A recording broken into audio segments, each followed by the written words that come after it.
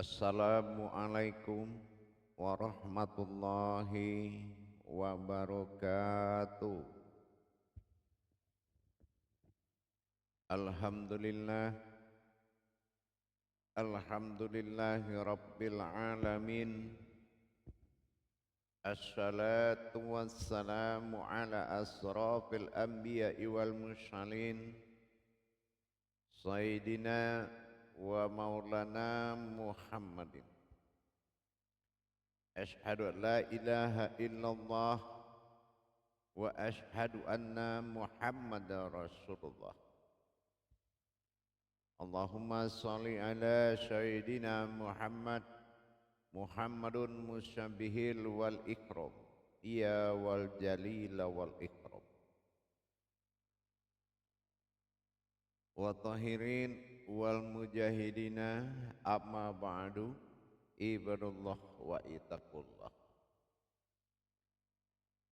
Bersyukur kita kehadirat Allah dengan mengucapkan alhamdulillahi rabbil alamin atas segala limpahan karunia rahmah dan hidayahnya, serta dengan izinnya juga kita dapat menjalankan amanahnya, beramal dan beribadah zahir batin dunia dan akhirat. Bersalam kita takkan terlupakan. Marilah sama-sama kita sampaikan kepada junjungan kita Nabi Allah Nabiul Akhirul Zaman Rasulullah Muhammad sallallahu alaihi wasallam. Atasnya kalimahnya kita kalamkan dengan membacakan Allahumma salli ala Sayyidina Muhammad wa ala alihi Sayyidina Muhammad. Alhamdulillah bertemu lagi dengan saya Guru Mursyid Syekh Nur Muhammad Buya Irwan Maulana Al-Khalidi, Pasaman, Sumatera Barat.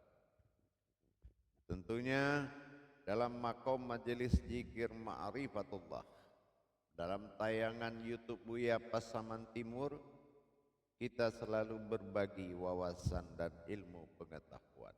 Insya Allah mudah-mudahan bermanfaat.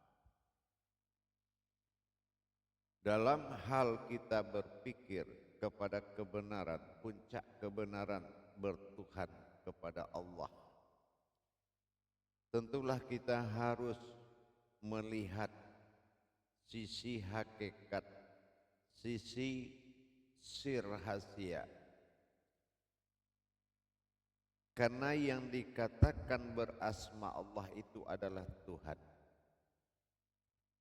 Kalau kita bicara tentang Tuhan adalah salah satu makom, ilah adalah salah satu nama makom, derajat tertinggi, julukan tertinggi, yaitu Tuhan.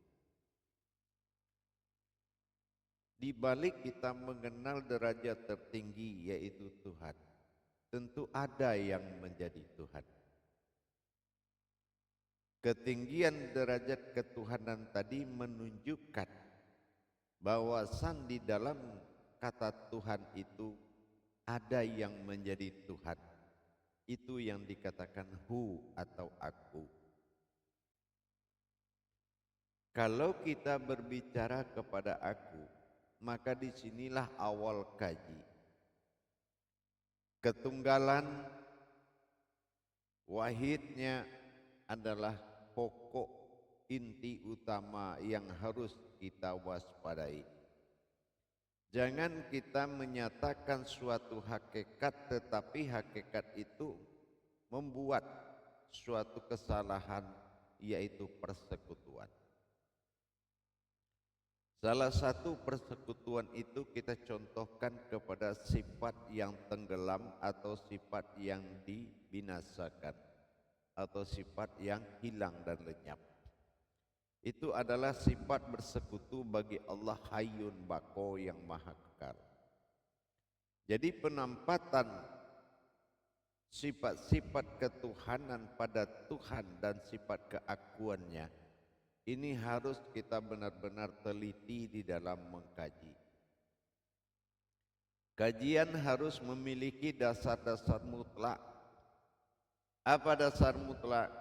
Yaitu Al-Quran. Apa dasar mutlak Al-Quran? Adalah hijaiyah. Apa yang dikatakan hijaiyah? Juz amma. Apa yang dikatakan juz amma? Itulah umat. Sifat keumatan bagi Allah dalam kerahasiaannya. Ini perlu kita waspadai di dalam kita mencari mana yang dikatakan sifat bagi Allah yang berwujud keumatan. Karena kalau kita berbicara tentang keakuan, ini qiyammuhu binafsihinya sangat tinggi. Berdiri sendirinya inilah yang harus kita waspadai dalam mengkaji.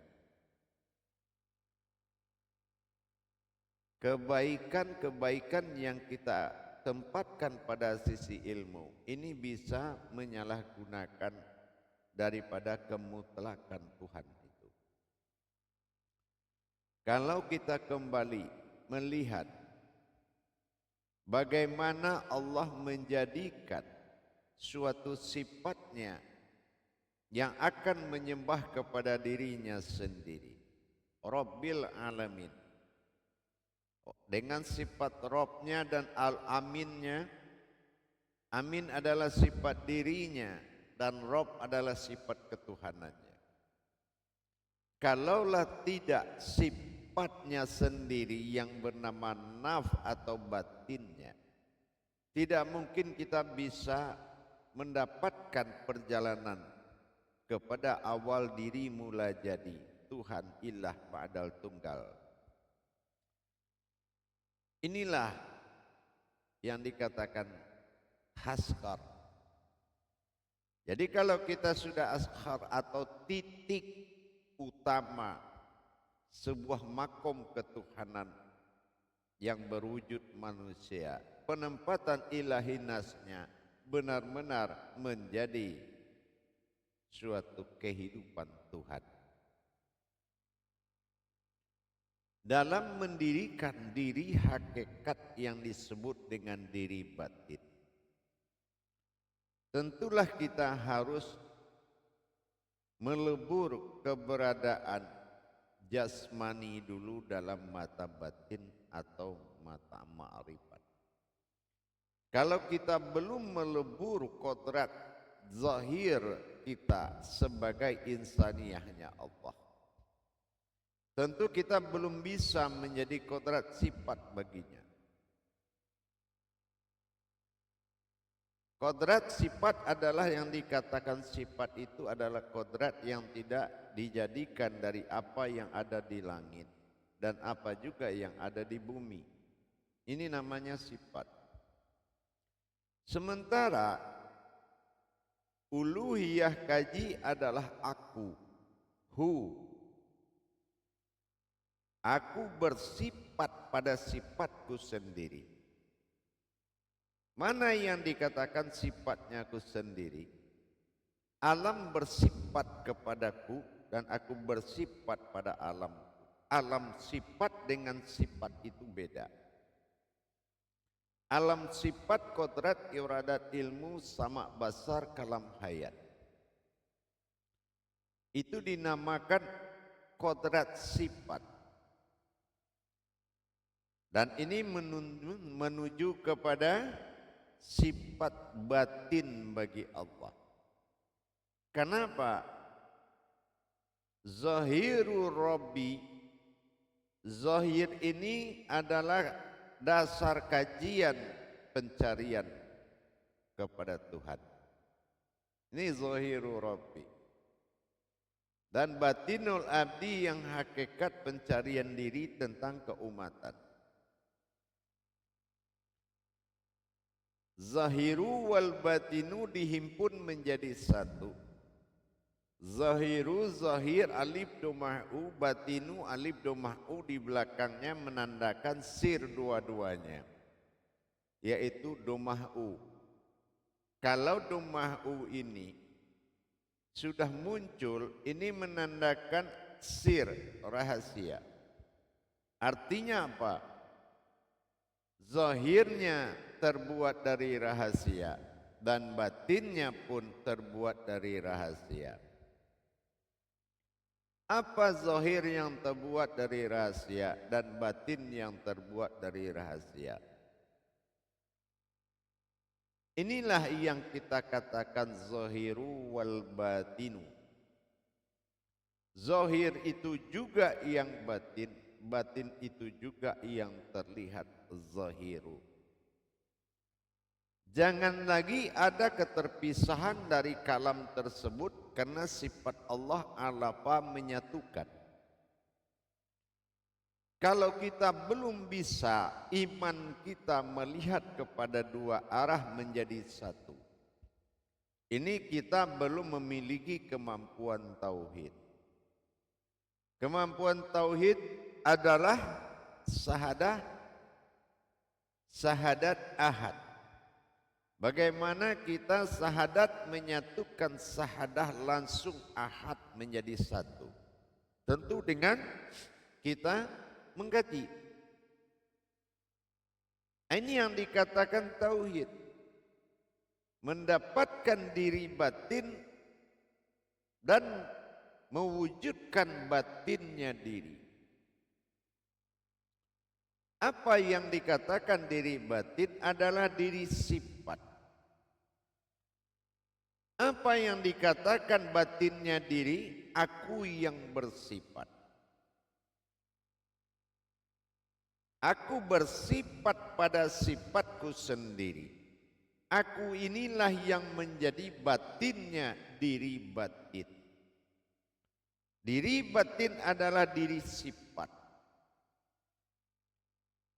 Tentu kita harus melebur sifat dulu dari zahiru menjadi batinu sehingga menyatu dalam kedudukan hamdu.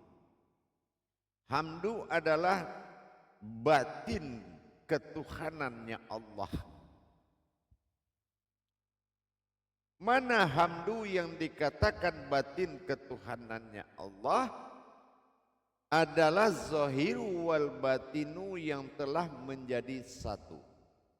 Alhamdulillahi Rabbil alamin. Maka dia maujudlah berwujud diri. Ini yang diamanahkan oleh sahadatullah. Al-Malikul Haqqul Mubin. Al-Malikul Haqqul Mubin. Al-Haqqul Mubin. Al-Haq itu adalah diri. Diri yang hak. Mubin itu artinya nyata. Dirikan, Malik itu bangkit atau dirikan. Dirikanlah diriku yang nyata dan nyata. Diri yang mana? Ashadikul wa'adal amin. Yaitu engkau tidak boleh ragu dan khawatir atau cemas atau was-was. Mengatakan diri itu adalah diriku. Amin. Inilah yang dikatakan diri batin dengan batinnya diri. Berdirinya diri batin adalah diri sifat. Diri sifat, diri yang tidak berawal dari dan berasal dari langit dan bumi. Sementara batinnya diri bersifatnya aku. Batinnya diri adalah bersifatnya aku pada sifatku sendiri.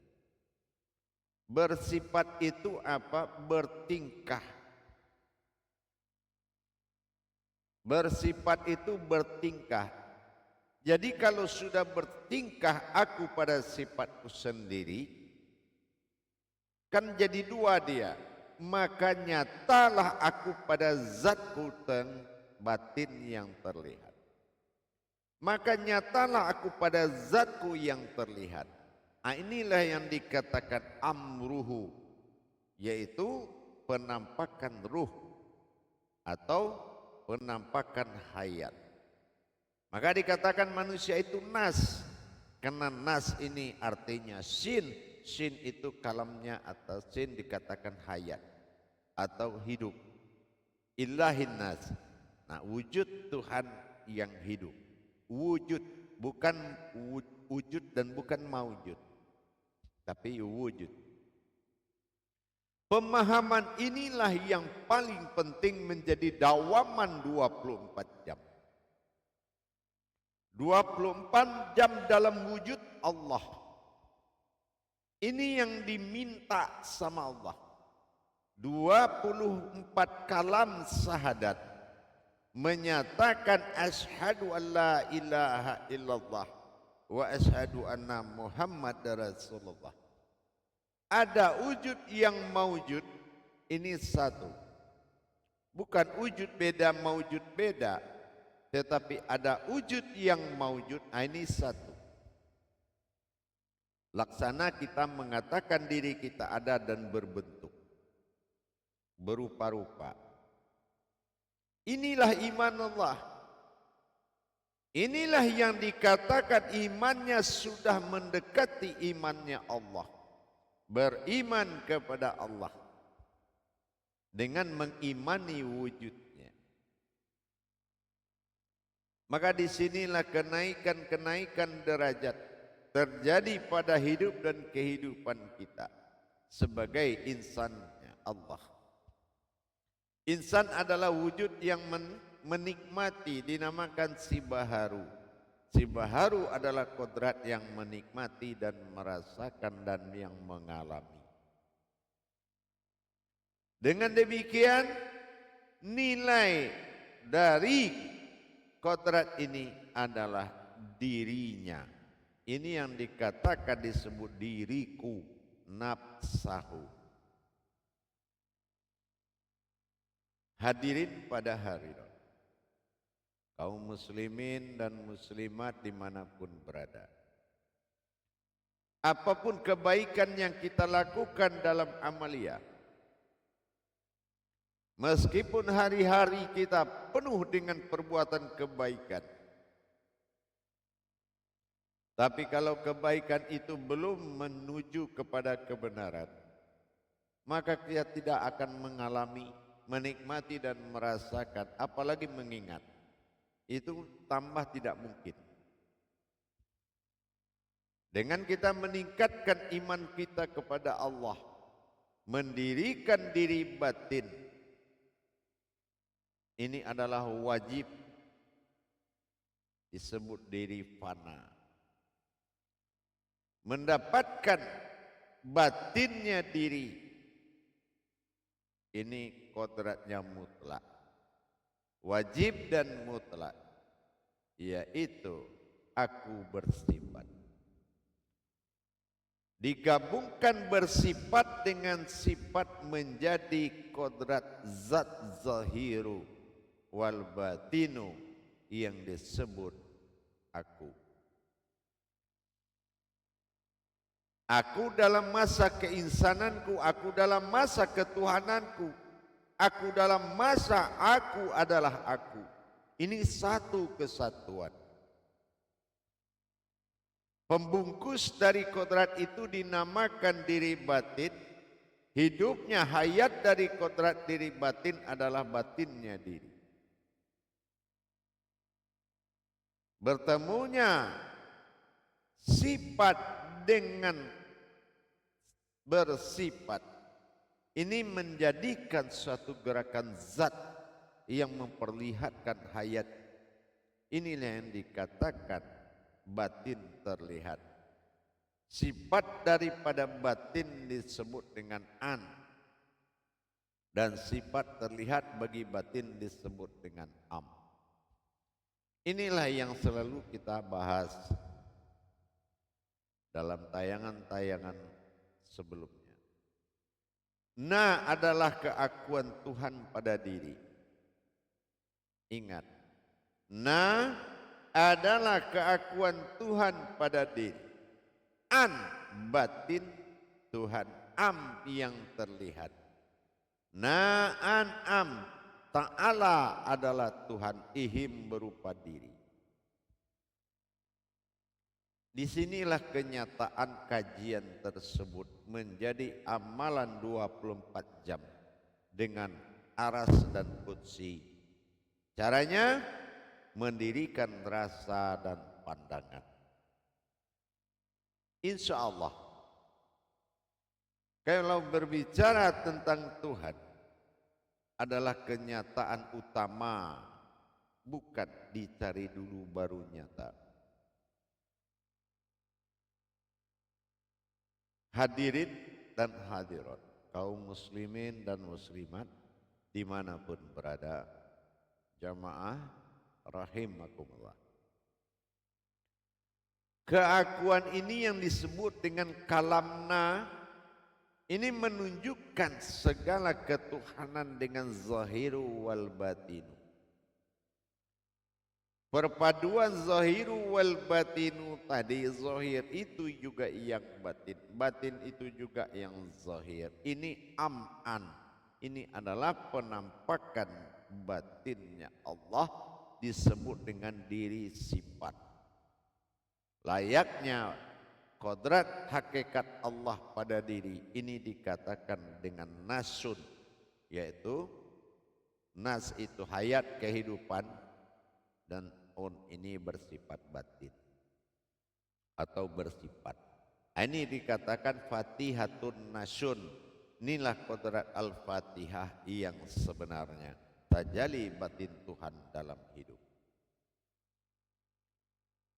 Dengan kita beriman kepada Allah dengan pemahaman tauhid sirriyah dan tauhid ghaibiyah, maka derajat insya Allah diri adalah sebuah makom yang disebut insan, sementara batinnya diri sebuah kodrat yang disebut ihsan. Tinggal lagi kita bisa memahami berdirinya diri batin dan berdirinya batin diri menyatu dalam zahiru wal batin. Zahiru itulah yang batin, maka iman itu sudah mencapai tauhid ilahiyah. Tapi kalau kita belum bisa menerima zahir itu adalah batin, zahir ya zahir, batin ya batin, nah ini belum iman tauhid. Imannya belum iman tauhid, jadi perlu ditingkatkan imannya.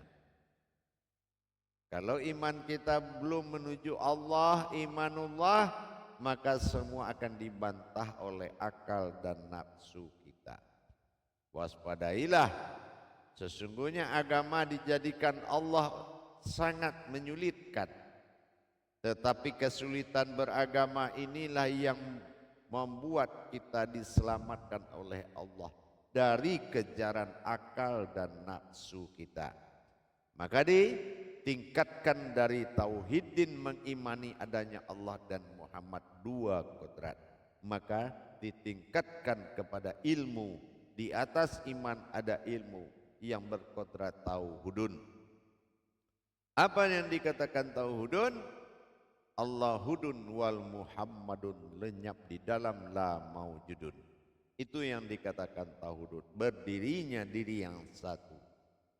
Nah inilah mengimani kembali kepada diri dan diri mengimani suatu diri. Inilah yang dikata iman mengimani yang berdiri. Tidak ada lagi diri tapi mengimani yang sesuatu yang berdiri. Insya Allah capailah hakikat ibadah yang sebenarnya. Apapun itu kodrat iradat ilmu. Kodratmu juga yang akan dikehendaki berwujud ilmu. Jadi jangan kita lagi mensekutukan dengan perbuatan kodrat-kodrat yang menamakan diri, tetapi kodrat itu memiliki sifat lenyap. Itu namanya mempersekutukan Allah. Baik, mudah-mudahan para hadirin dan jamaah semua dimanapun berada, semoga tausiah pendek ini, tolabul ilmi ini bisa bermanfaat buat kita bersama. Insya Allah, akhirul kalam, Wabillahi taufiq wal hidayah. Wassalamualaikum warahmatullahi wabarakatuh.